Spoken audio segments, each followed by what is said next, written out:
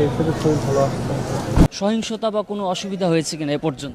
না, কোনো অসুবিধা হয়নি, আমরা সুস্থভাবে ভোট দিচ্ছি এবার। দর্শক, আমরা ভোটারদের সাথে কথা বলছিলাম, তারা যেটি জানাচ্ছিলেন তাদের কোনো অসুবিধা হয়নি বা কোনো সহিংসতা এই এলাকায় ঘটেনি। আমরা যারা ভোট দিয়ে বেরিয়েছেন তাদের সাথে যদি ভোট দিয়েছেন তো কোনো অসুবিধা হয়েছিল? না, কোনো অসুবিধা নেই। ভোট দিতে পেরে এবং এবার চতুর্থবারের মতো গণভোট হলো বাংলাদেশে, হ্যাঁ না ভোট, কেমন লাগছে, অনুভূতি কেমন? ভালো লাগছে, ভালো লাগছে। দর্শক, আরও একজন ভোটার ভোটাধিকার প্রয়োগ করে বেরিয়ে এসেছেন, একটু আপনার কাছে অনুভূতি জানতে চাই, ভোট দিলেন কেমন লাগলো? ভালো।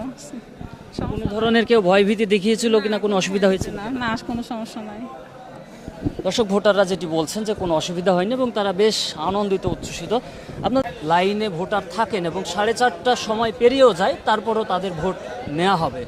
তবে এখন পর্যন্ত যে উৎসাহ উদ্দীপনা ভোটারদের মধ্যে দেখা যাচ্ছে, তারা সন্তোষ প্রকাশ করছেন এবং বিশেষভাবে আইন শৃঙ্খলা বাহিনীর সদস্যরা যে তৎপর রয়েছেন, যে কারণে কোনো ধরনের অনাকাঙ্ক্ষিত ঘটনা, বড় ধরনের কোনো অভিযোগও কিন্তু রাজশাহীতে পাওয়া যায়নি। দর্শক, এই ছিল রাজশাহীতে ত্রয়োদশ জাতীয় সংসদ নির্বাচন এবং গণভোটের সর্বশেষ খবর। সব ধরনের সংবাদ জানতে ডেইলি সিটিজেন ভয়েসের সঙ্গে থাকুন।